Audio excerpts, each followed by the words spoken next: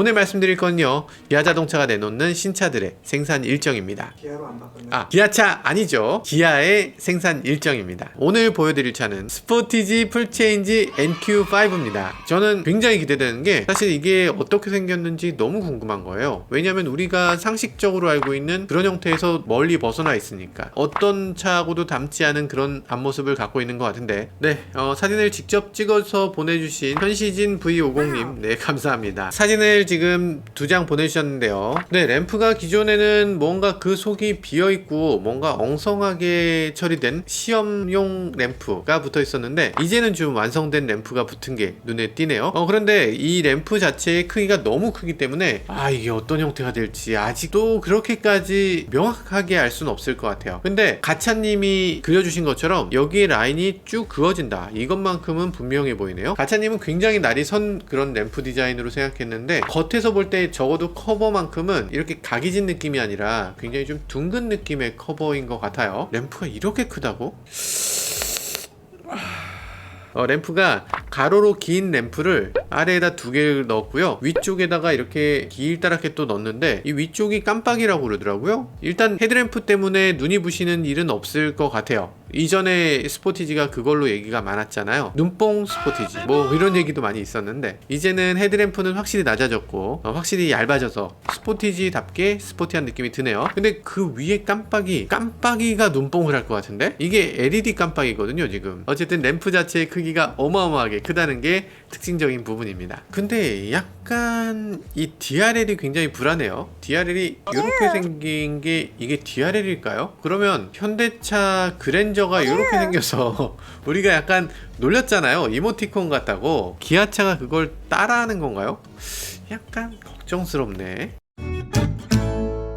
야, 파팅이 되게 특이하네. 이게 선이 여기 진짜로 이렇게 파팅이 되는 건가? 이 부분이 사실 전에는 감춰져서 몰랐는데, 앞쪽에 벤트글래스라고 하는 부분인데요, 이 벤트글래스 앞쪽으로 크롬 파팅이 4개로 나눠져 있어. 여기가 4개로 나눠져 있는 차는 사실 처음 본 것 같아요. 뭐 어쨌든 굉장히 특이한 그런 구성이긴 합니다. 그릴 안쪽 부분이 약간 위아래로 조금씩 튀어나온 걸 타이거 노즈라고 했었는데, 이제는 더 이상 그렇게 부르지 않는 것 같습니다. 타이거 노즈가 아니라 타이거 페이스라고 해서 오히려 그 부분을 더 강조하고 있는 것 같아요. 요게 아주 이 차의 특이한 지점이기도 합니다. 하바니로에서도 이런 비슷한 느낌을 줬었죠. 이 아래쪽 범퍼 전체를 타이거 노즈의 한 형상으로 쓰고, 그리고 이 위쪽에 있는 보닛 전체를 또 타이거 노즈의 한 형상으로 쓰는 거, 이거 아주 재밌는 구성인 것 같습니다.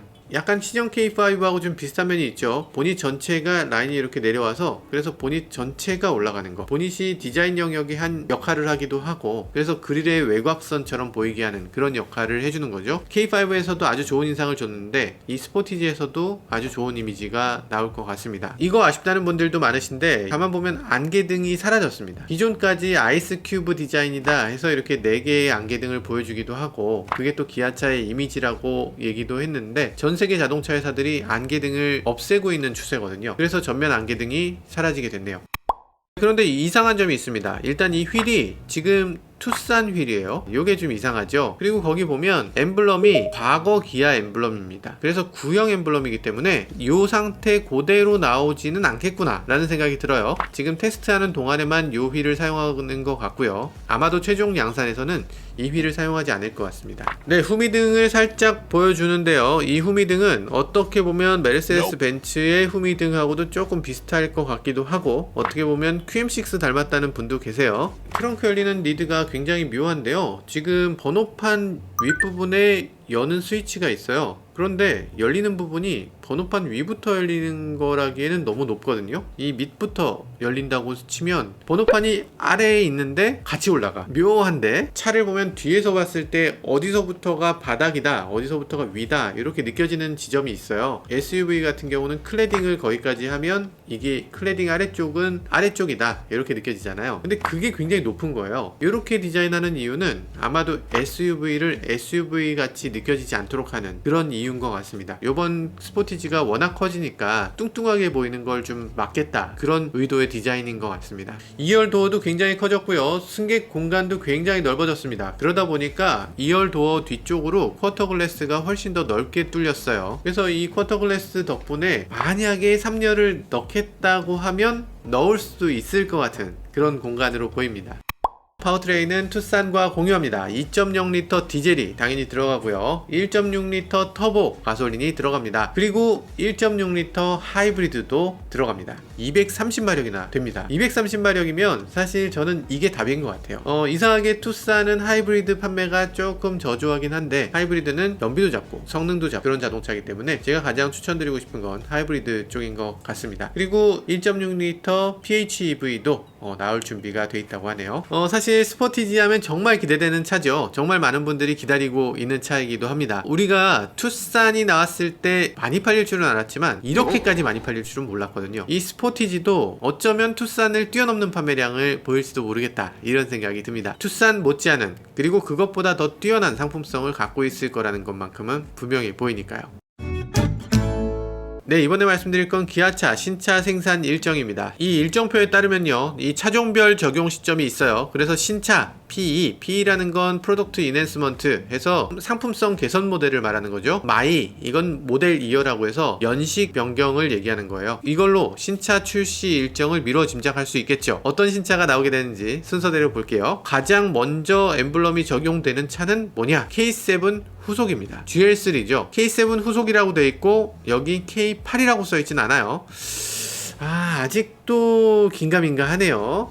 K8이라고 나온다고 분명히 그랬는데 끝까지 긴장을 놓지 않게 하는 기아차 분들, 대단하십니다. 두 번째로 나오는 차는 4월에 출시되는 K3 페이스리프트입니다. 5월에는 K9 페이스리프트가 나오네요. 6월에는 스포티지 후속 NQ5가 나오게 됩니다. 그리고 7월에는 기아차 CV 전기차가 나오게 되네요. 잠깐, 그렇게 되면 3월, 4월, 5월, 6월, 7월, 5개월 동안 계속 신차가 나오게 되는데 기아차 분들 정말 바쁘실 것 같아요. 네, 우리가 기대하는 스포티지 6월 달에 출시된다고 하니까요, 4개월만 기다리면 되네. 어차피 요즘 투싼 주문해도 4개월 걸려. 근데 그때 스포티지 계약하면 또 4개월 걸리겠구나.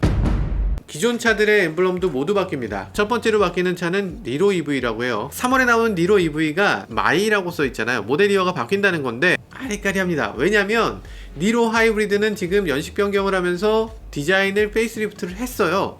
근데 니로 EV는 아직 페이스리프트 전입니다. 그래서 이상하게 니로는 EV가 더 올드하게 생겼어요. 인테리어도 훨씬 올드해.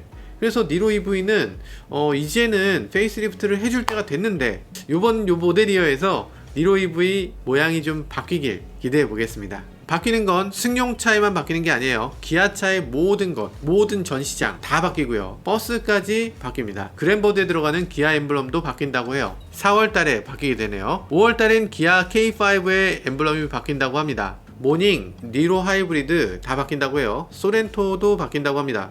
네, 소렌토 엠블럼이 바뀐다고? 네, 소렌토에 혹시 그거 뜯어서 바꿀 수 있나? 바꿀 수 있으면 저는 지금이라도 당장 바꾸고 싶어요. 네, 7월 달에는 레이 셀토스 카니발이 바뀐다고 하고요. 8월에는 스팅어, 12월에는 봉고까지 엠블럼이 바뀌게 되네요. 이렇게 해서 전 차종의 엠블럼을 다 바꾼다고 합니다. 네, 그리고 여기 하나 주목할 만한 점이 있어요. 여기에 CI, 차명 외 기타 엠블럼 부착 최소화라고 써 있습니다. 그러니까 CI, 차명, 사륜구동, GT 하이 리무진까지는 들어있대요. 그런데 이것까지는 있는데 내연기관 관련 엠블럼, 그러니까 뭐 3.3, 3.8 뭐 이런 거 다 뺀다는 거예요. 아니 뭐 무슨 엔진이 달려있다는 게 뭐 자랑이라고 거기다 써놓냐, 이런 거죠. 엔진에 대한 표기는 다 제외한다고 합니다. 트림, 뭐 노블레스 뭐 이런 것들 다 빼고요. 뭐 하이브리드 이런 거 다 빼고요. 다 제외하고 그냥 뒤를 깔끔하게 놔두겠다라는 얘기죠. 기아차가 어떤 방향성만큼은 제대로 가고 있는 것 같습니다. 유언비어에 대해서도 말씀을 간단하게 드렸는데 그만큼 기아차에 거는 기대가 굉장히 크다는 것을 알 수 있습니다. 세계적으로 기아차의 판매량이 조금 더 늘어나기도 했고 많은 분들이 기아차에 대한 애정도 조금 더 솟아난 것 같기도 합니다. 앞으로 기아차의 행보에 기대가 되는 대목이네요. 네, 지금까지 저는 모카 김한용이었습니다. 감사합니다.